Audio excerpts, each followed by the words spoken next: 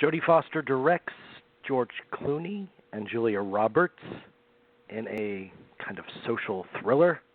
It's called Money Monster. It opened this past weekend. Who's seen it?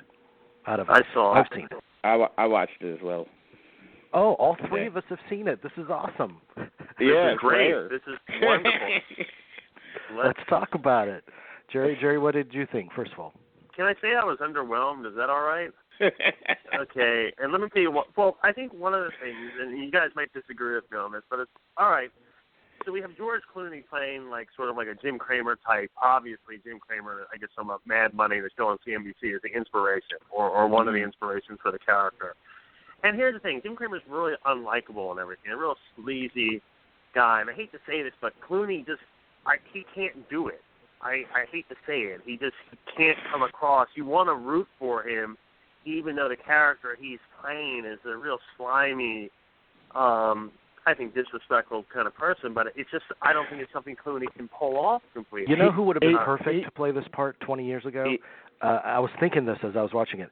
This would have been the perfect part for Michael Douglas.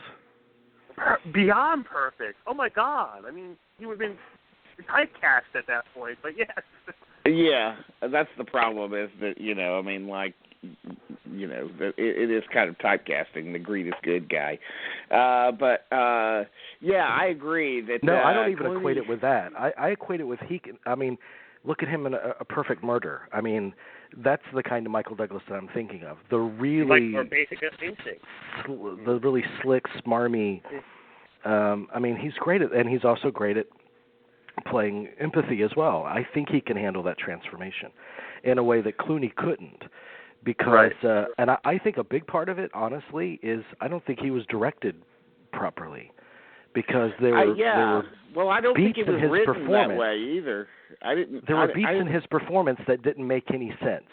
And the transformation that occurred from being a scaredy cat to being assertive to growing a conscience and wanting to nab the guy for the common man that comes in and holds him hostage, that transformation didn't play realistically at all. It kind of felt like they were going through the beats without actually taking the effort to make them emotional. Yeah. Right. Yeah. I agree. It's true. And ultimately, the story of, the investor that's been ripped off and everything kind of gets thrown by the wayside. And I'm not really sure exactly what the movie is about or what it's really trying to say. I mean, its indictment of, shady business practices and everything just comes off kind of flat. It's like nothing you couldn't have predicted. Right. And I really just think they just throw that character, out. He's not a very interesting character. No, he's not. Can we go back to something that Jamie said? That you said that it's the way he was directed. I think that's where a lot of the blame has to come down on Miss Foster. Look, I love Jodie Foster. She's a great actress, and God knows she tries with her directing movies. But there seems to be she has these great ideas and she can't fully execute them. I don't think I've seen a movie that she's directed that I think fully works. Right. I think Little Man Tate is a charming little movie. I think that I do too. A lot of people like Home for the Holidays. I think that this is the first time she's directed this kind of movie, which wants to be a highbrow thriller. Right. And it has a lot in common for me in terms of its defects with something like Mad City, which is a movie I just watched again a couple of weeks ago. And that it seems like it should work a whole lot better than it actually does. So there are direction choices in this, like when he first enters the studio with the boxes, the gunman. Right. I don't know why. I think I remember Julia Roberts saying, "Hey, get the camera on him or pan wide to get him in the shot." Why would they do that? And then George Clooney turns around in the middle of a live broadcast and just says very calmly, "What, do you got a delivery or something?" That's weird. I was like, they're so misdirected. Why would either one of them react that way? Yeah. But at the same time, sloppy. I thought that the most interesting things about the movie. Actually, I thought Julia Roberts was the best thing in the movie. I thought she was superb, and I thought that lived in that role, I think. And she made the most of her part. I mean, she made the most of that character. Especially considering that most of the time she wasn't playing against anything. Most of the time she was playing against footage that was already captured of George Clooney, you know? Right. And I think the movie is kind of a little overly bedazzled with the whole process of making a show like this, you know? Mm-hmm. I mean, at times I felt like that stuff was welcome because I felt it was well researched and everything. Mm-hmm. But that's not what I really came to see this movie for. Is to see like some, you know, the machinations of television production. You know, right, of course. And I really felt like it was a little derivative, obviously, of some things like, you know, Dog Day Afternoon, particularly. And it was almost like Dog Day Afternoon meets Network or something like that. Yeah. But without any teeth, though. It has no without teeth. any teeth, though. The movie has no teeth. The movie doesn't want to take any chances. I mean, the movie it cops out. I mean, it's really bad when your movie isn't interested in entertaining or trying to do anything halfway through, runs out of gas. But you're like, well, you know the last of the movie, you're like, God damn it, we have 40 minutes to go. What else you guys got?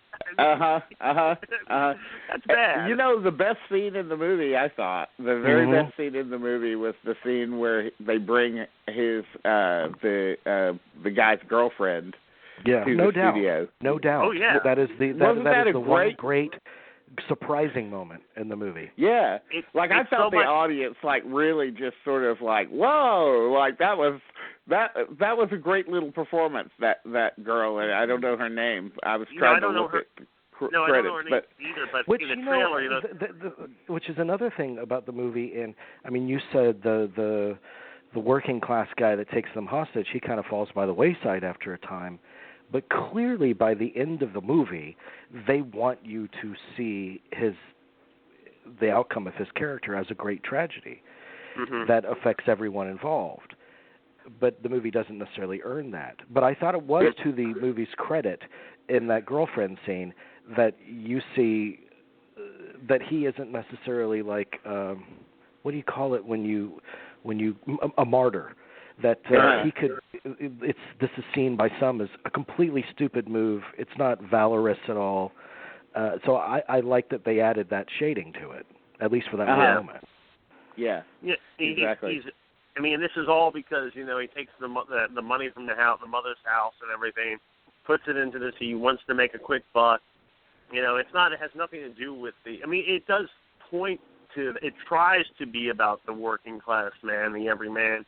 But it fumbles very badly. I actually thought the thing, I'd have to agree with both of you about the girlfriend, because in the trailer you're led to believe that that's something completely different. Here she's like this brutal comic relief, just like, you know, you're just a loser, buddy. Just stop it. I mean, oh my God, it has one line in it. One of her, oh God, it was just an amazingly brilliant takedown of that character by his girlfriend. It was just like, whoa, that was good actor, actually. You know, he's a really good actor. It's such. I mean, I love 71. Yeah, is he the guy that was in 71? Yeah. So I mean, he's a. I don't know if he's Irish or British or I guess he's British, but although O'Connell, Jack O'Connell, I don't know. I'm going to go with Irish. I'm going to go with Irish. Yeah, he might be. Although he was playing a Brit in the. Wasn't he playing a Brit in the? Yes, he was. 71? He was playing a British soldier. But I do think he's Irish. I think. I'm not positive. But that's not important. That's neither here nor there. Yeah, no. I mean, I think it's kind of a shame, though, that, I mean, this is one of the... And Unbroken, too. I guess he was in Unbroken. He was good. He was much better in that. And then, you know, she's... You know, I got to... You know, while I may not agree with... You know, I have very mixed feelings about Jolie's last movie. I think she's somewhat of a better, you know, actress turned director than Miss Foster. I like Jodie Foster, but I think I've always been hurt that Home for the Holidays didn't live up to like the craziness of the trailer. I won't lie to you. I was kind of disappointed after I saw. I'm probably one of the few people who's kind of a fan of The Beaver, her movie with Mel Gibson. that I thought Gibson was quite great in. I like the Beaver. Yeah. You know, The Beaver's better than it should be.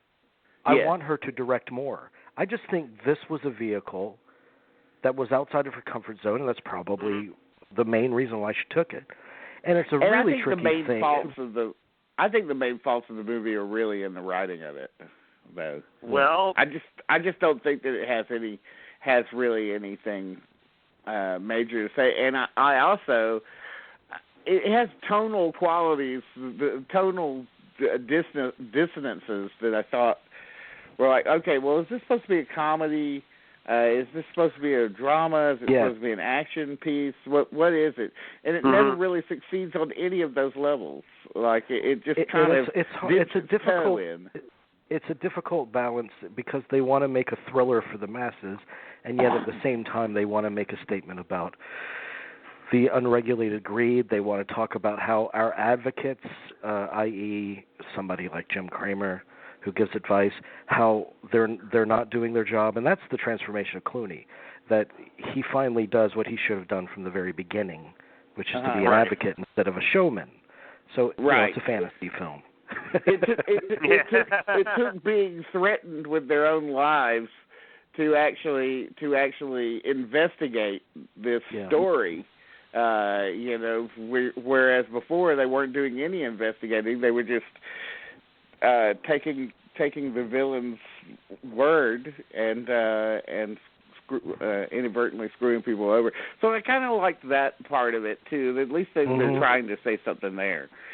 But yeah, not a very successful movie. It's the kind of movie I remember when it was over. I was like, this is the kind of movie that if they would have waited until the end of the year, people would have been talking to release it. People would have been talking about its possible Oscar possibilities, and then when they finally see it, they go, "Oh, I guess not. Not really." It felt like one of those.